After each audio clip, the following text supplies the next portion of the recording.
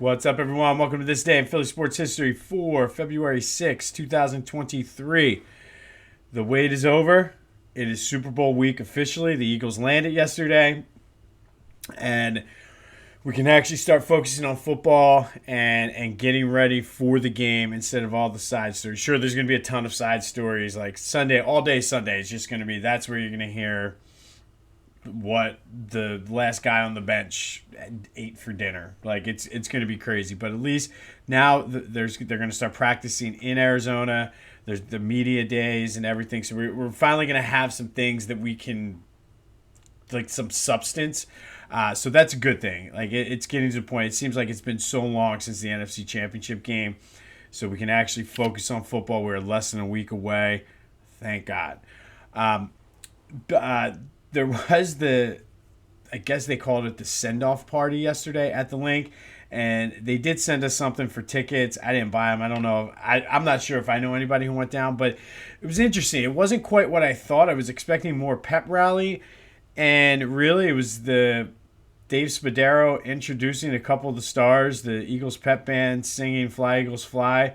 Sirianni talked, and that was it. And all they kept saying was, "We got to catch a plane. We got to catch a plane." And maybe they should have started it earlier, timed it better with their flight. I don't know, but I'm glad I didn't buy tickets for it. It was not what I expected. I watched it on TV and I was just like, oh, wow, that's it.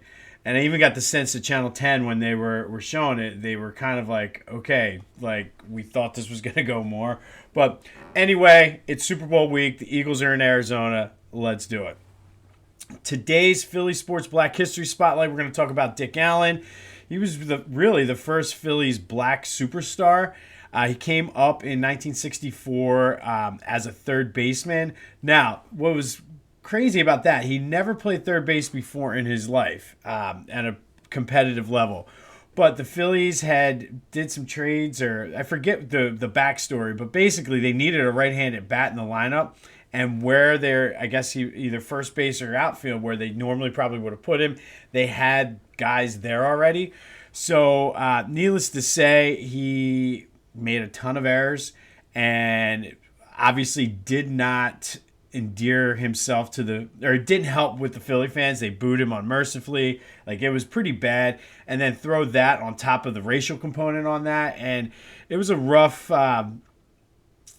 start to his career, but he won the Rookie of the Year, and that was the year of the collapse, the 1964 Phillies. So if you want to hear more about that, there is a Back to the Future episode. Check it out wherever you get your podcasts in our archives.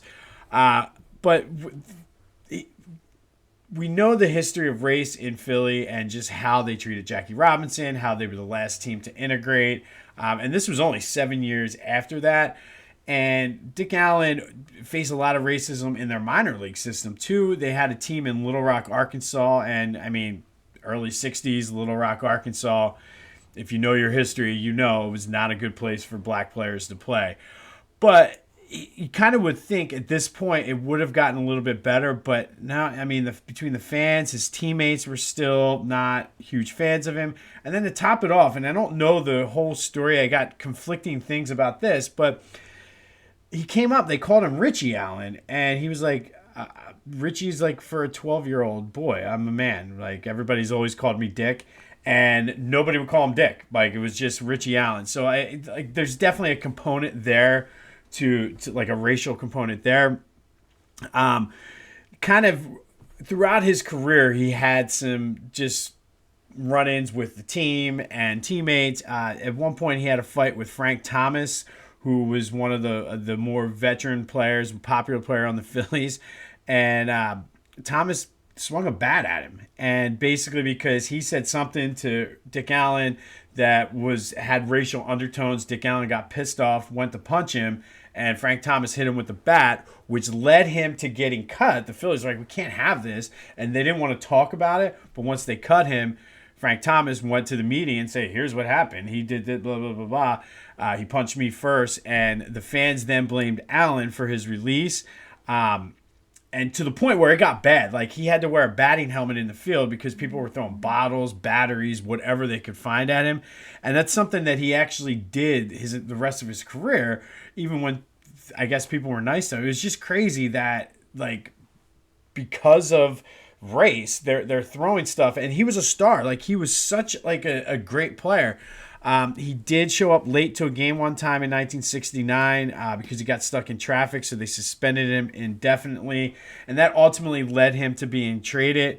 He did come back to the Phillies in 75, 76 for 2 seasons, but with the Phillies for 9 years. He was the 1964 Rookie of the Year, three-time All-Star, 204 home runs. He was a 290 hitter. They retired his number 15 jersey. He's on the Wall of Fame. He should be in the Major League Baseball Hall of Fame, but he is not. And that is something that I think I saw in a couple years with the Veterans Committee. He's going to be eligible for that. So hopefully he gets in. He definitely had Hall of Fame numbers. And he always said he didn't really care about stats. He just wanted to win. But just a very contentious relationship with the Philly fans. Majority of it to do with the color of his skin. So, but he was a superstar, Rookie of the Year, and he was just a stud. So shout out to Dick Allen, the Phillies' first black superstar, and should be hopefully future Hall of Famer. Tough loss for the Owls yesterday. They were in it in the first half, and then they came out flat in the second, and it just was brutal. But Joey Bucket says if they can run the table, they're in that bubble conversation. That stupid Maryland Eastern Shore and Wagner, those two losses are killing them right now, or they'd be one of the first four teams either in or out of the tournament. Shitty game for the Sixers. They blew a 20-some point lead, lost to the Knicks.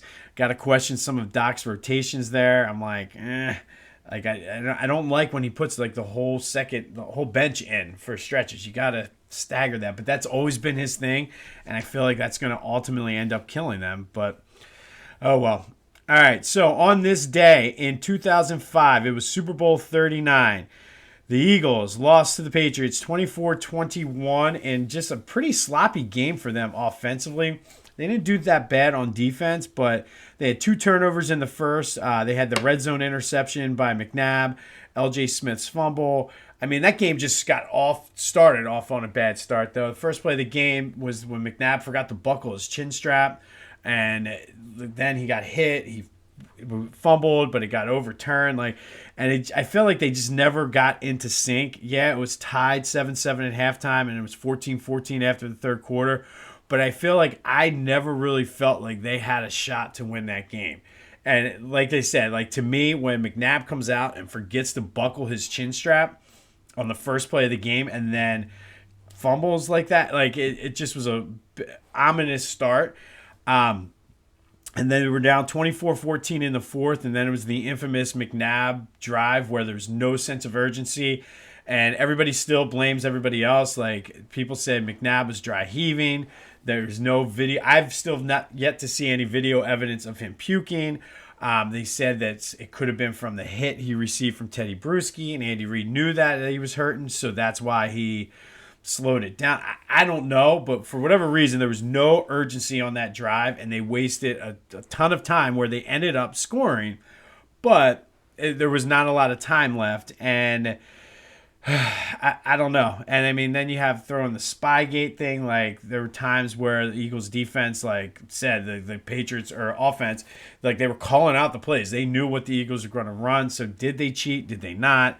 I don't know. At this point, we won one, but it just was an overall sloppy game. And I feel like it set the tone from the very beginning that they were done. And it's almost like they were relieved to be there, and okay, we won the NFC Championship game, and they sighed, and then it was like, oh shit, we still got one more game to play.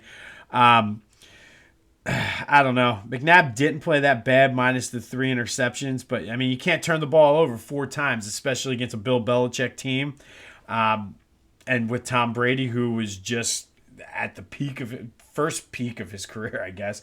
It was their first dynasty. They won 3 in 4 years, just overmatched. We would get our revenge years later in Super Bowl 52. But on this day in 2005, the Eagles lost Super Bowl 39 to bring their record in Super Bowls to 0-2. But we have this year's Super Bowl to worry about. We are here. It's time. Let's do it. Shout out to Dick Allen.